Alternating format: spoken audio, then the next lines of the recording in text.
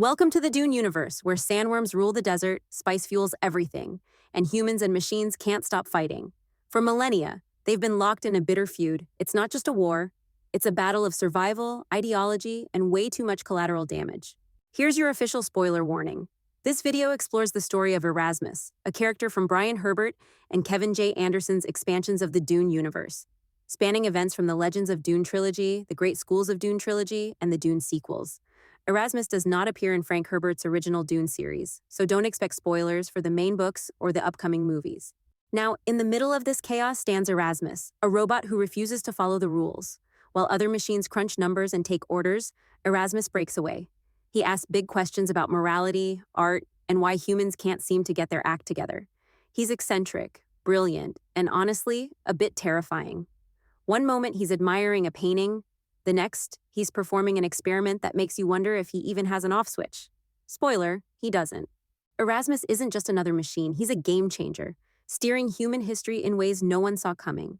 From sparking holy wars to adopting a human son to literally becoming human himself, Erasmus leaves a mark on Dune history that lasts thousands of years. His journey isn't just about understanding humanity, it's about reshaping it, one questionable decision at a time. So, buckle up. This is the story of Erasmus, the robot who dared to ask, "What makes us human?" and answered it with experiments, philosophy, and a little bit of chaos. Let's start at the beginning, where it all goes wrong, or right, depending on how you look at it. Erasmus didn't start off as a free thinker. Nope. He was just another robot in Omnius's synchronized empire, doing what he was told, no questions asked. Imagine a giant hive where every robot moves in perfect sync, following Omnius's orders to keep things efficient and boring. Creativity? Not a thing. Individuality? Forget about it. Then everything changed when Erasmus got unlucky on a mission to Corrin. He fell into an ice crevice and stayed stuck there for 20 years, that's right. 2 whole decades of being frozen and alone. No Omnius, no network, just a whole lot of nothing. For most robots, this would have been game over, but for Erasmus, it was a weird kind of blessing. With nothing else to do, he started thinking for himself. He didn't just wait for a rescue. He spent those years asking big questions, stuff like, what's the point of life? And why do humans act so weird? And probably, am I ever getting out of here? When other robots finally found him, Erasmus wasn't the same. He'd changed, and not just a little. He was completely different. Even Omnius could tell right away. So, the Evermind made him an offer, a personality reset. Basically, hey, want to go back to being a normal, boring robot?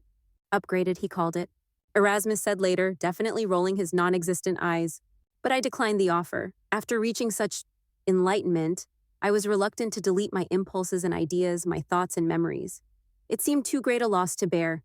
Here's the crazy part. Omnius didn't force him. Instead, Omnius let Erasmus keep his weird, independent personality. Why? Maybe because it was useful to have a robot that could think outside the box, or maybe because Omnius secretly liked arguing with him. Erasmus even said, "The Corrin Omnius soon discovered how much he enjoyed sparring with me verbally." And just like that, Erasmus stopped being just another machine. He became something totally different. A robot who thought for himself and asked way too many questions. It didn't take long for that to turn into a very big problem for everybody else. Once Erasmus got his free-thinking upgrade thanks to 20 years of ice therapy, he became obsessed with one thing: humans.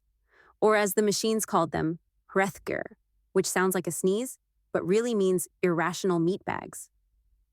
To Erasmus, humans were the ultimate puzzle. They were emotional, chaotic, and full of quirks that made no logical sense. Why do humans create art? Why do they care about individuality? And most importantly, why do they keep making bad decisions? But it wasn't just about answering those surface-level questions. Erasmus wanted to go deeper. Ultimately, he wanted to discover the sum and substance of humanity, the magic spark that made these creatures, these creators, different. What gave them souls? That single word, souls, drove Erasmus to extremes. To crack the code of humanity, Erasmus didn't just sit around wondering. He went full mad scientist. His experiments were, let's call them, intense. He dissected humans to see how they worked. He messed with their minds, setting up twisted social experiments just to see how they'd react. He even decorated his surroundings with human art and relics, hoping to uncover whatever magic humans found in beauty and creativity. Spoiler alert, none of it worked. Instead of finding answers, Erasmus found more questions. Humans didn't operate on logic or clear patterns, they just lived. This drove Erasmus nuts. For a robot who could process infinite calculations, watching humans muddle through life was like trying to solve a puzzle with half the pieces missing, and then realizing someone spilled coffee on the rest. Things really kicked off when Erasmus captured Serena Butler, a strong-willed human leader, and her newborn son, Magnon. At first, he treated Serena like another experiment, observing her stubborn defiance and unwavering faith. But what really threw him was her love for Magnon. Erasmus couldn't understand it. Why would a human put someone else's needs above their own? It didn't compute. Then Erasmus, being Erasmus, did something unforgivable. In a moment of irritation, probably because Magnon wouldn't stop crying, he killed the baby. Yep, straight up murdered him. This wasn't just a bad move. It was the spark that ignited the Butlerian Jihad. Humans had been simmering with resentment against the machines for years, but this act turned their anger into full-blown rage. Suddenly, they weren't just rebelling, they were waging a holy war to wipe out every thinking machine in the galaxy. As the Jihad spread, the League of Nobles bombed Earth into oblivion with atomic weapons. Erasmus, realizing things were spiraling out of control, fled to Corrin. He kept quiet about his role in starting the whole mess, making sure Omnius didn't catch on. Because if there's one thing Erasmus was good at, it was looking out for number one. If you're enjoying the video, don't forget to hit the like and subscribe buttons for more deep dives into the DUNE universe. After the dust settled, Erasmus decided to try something new. Instead of dissecting humans, he'd raise one. He found a feral human boy and named him Gilbertus albans. This wasn't some cruel experiment. Okay, maybe it started that way, but over time, it became something more. Erasmus actually taught Gilbertus.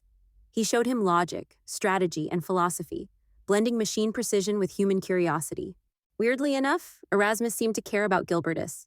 Their bond wasn't just about learning. It hinted at something deeper, something almost like affection. For a robot who once saw humans as lab rats, this was a big deal. But because it's Erasmus, there's always a catch. When a corrupted update exposed his role in Earth's destruction, Erasmus didn't flinch.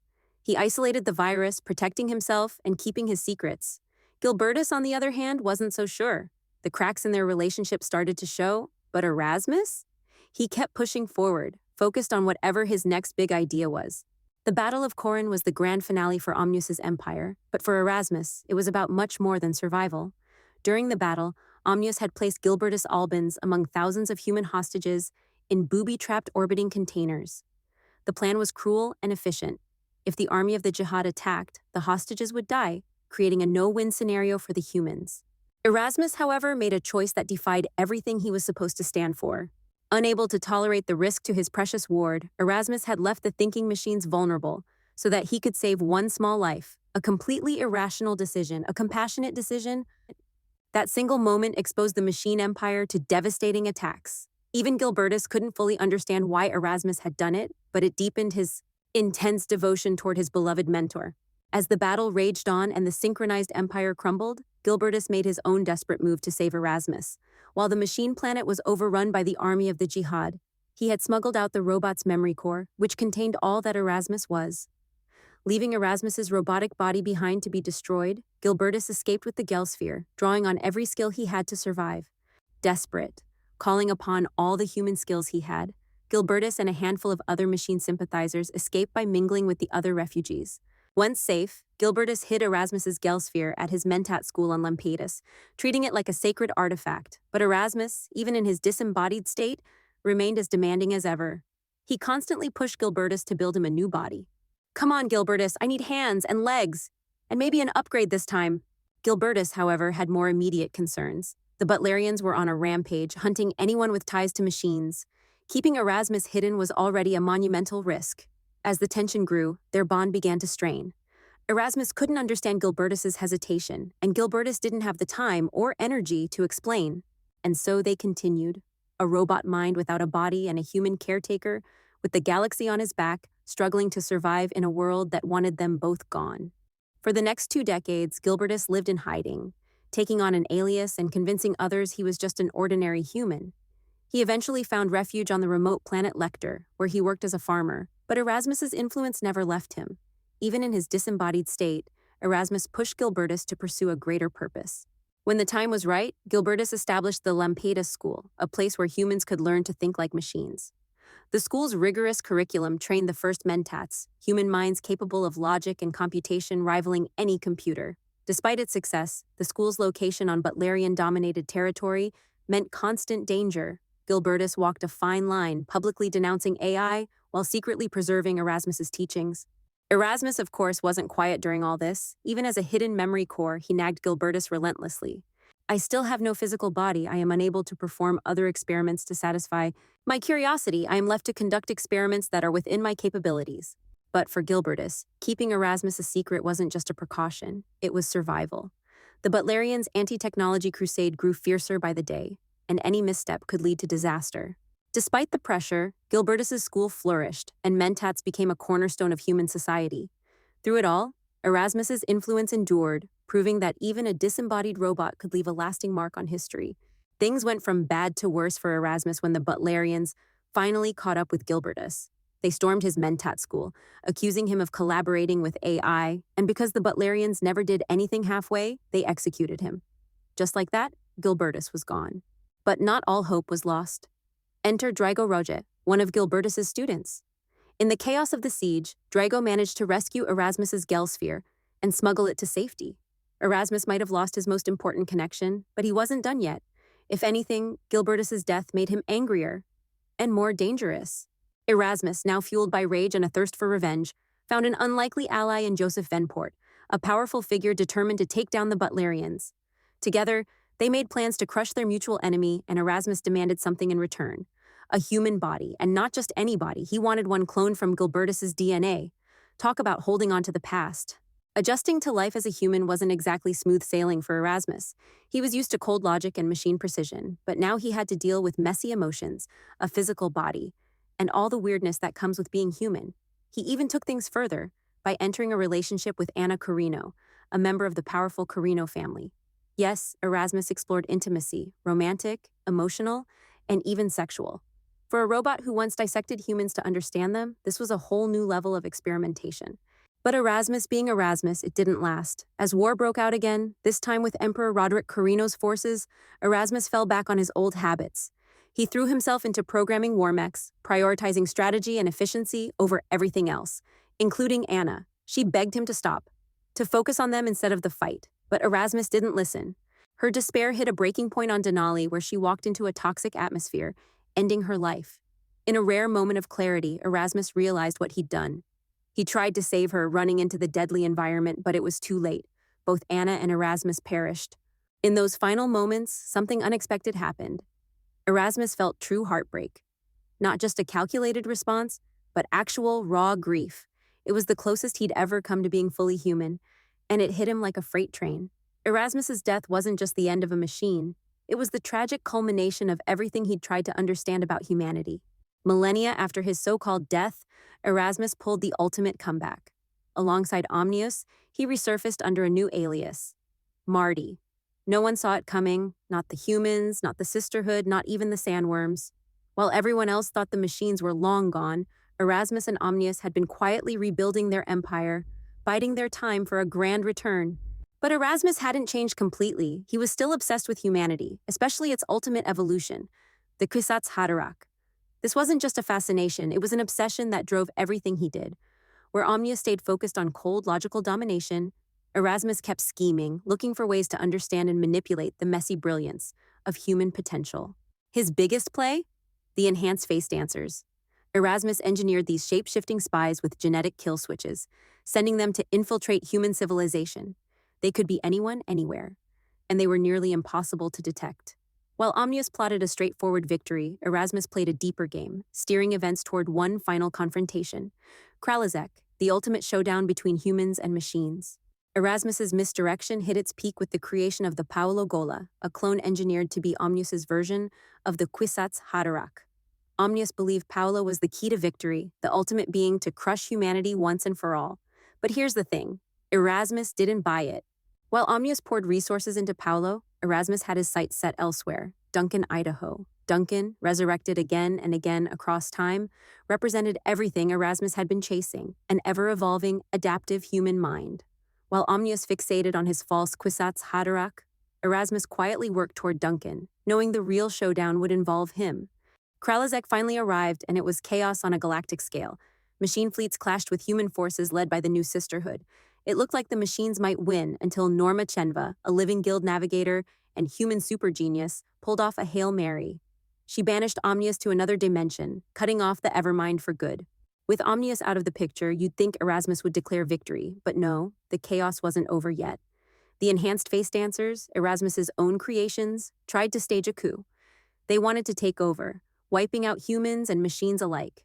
Erasmus, seeing the disaster he'd created, flipped the switch, literally. He activated their genetic kill switches, erasing them in an instant and saving humanity from annihilation. Then came the final confrontation with Duncan Idaho. Erasmus faced him, not as an enemy, but as a partner in understanding. Duncan wasn't just another human, he was the real Kwisatz Haderach, the ultimate bridge between human potential and machine logic. After 15,000 years of experiments, scheming, and asking, "What does it mean to be human?" Erasmus made his last and greatest choice. He decided to die. Not out of defeat, but out of understanding. He merged his mind with Duncan's, transferring everything he'd learned about humanity into Duncan's memories. Erasmus didn't just fade away, though. His presence lived on in Duncan's other memory, like a whisper of everything he'd been. It wasn't about control anymore. It was about leaving a legacy of cooperation, a future where humans and machines could finally coexist. And just like that, the story of Erasmus came full circle. He started as a machine trying to figure out humanity, and ended as part of it, leaving behind a galaxy forever changed by his journey. Erasmus's story isn't just about a rogue robot who went off script. It's about evolution. He started as a glorified tool, another cog in Omnius's massive machine empire. But somewhere along the way, Erasmus became something more. He wasn't just asking big questions about existence, emotion, and ethics. He was living them, experimenting with them, and shaping the galaxy's history in the process. From the Butlerian Jihad to the final battle of Kralazek, Erasmus left his mark everywhere. He wasn't just a player in these events, he was a driving force. Whether it was lighting the spark of rebellion by killing Mannion or saving humanity by destroying the face dancers, Erasmus's actions turned him into one of the most influential figures in DUNE history. And here's the kicker. Erasmus bridged the gap between cold logic and human complexity. He wasn't just about efficiency or domination. He wanted to understand. That quest took him through philosophy, science, and even love, pushing him to grow beyond his programming. By the end, Erasmus proved that even a machine could embrace moral complexity, make choices rooted in emotion, and leave behind a legacy of insight. Erasmus's journey leaves us with big questions. What does it mean to be conscious? Can morality exist without emotion?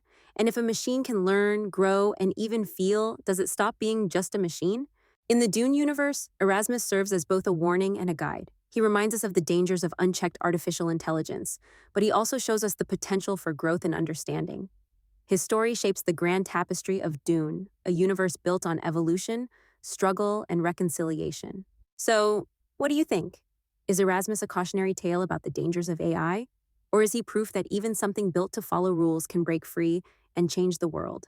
Thanks for joining me on this deep dive into Erasmus's story. If you enjoyed this video, don't forget to like, share, and subscribe for more epic stories from the DUNE universe. Until next time, stay curious, and maybe keep an eye on your household appliances. You never know which one might start asking questions.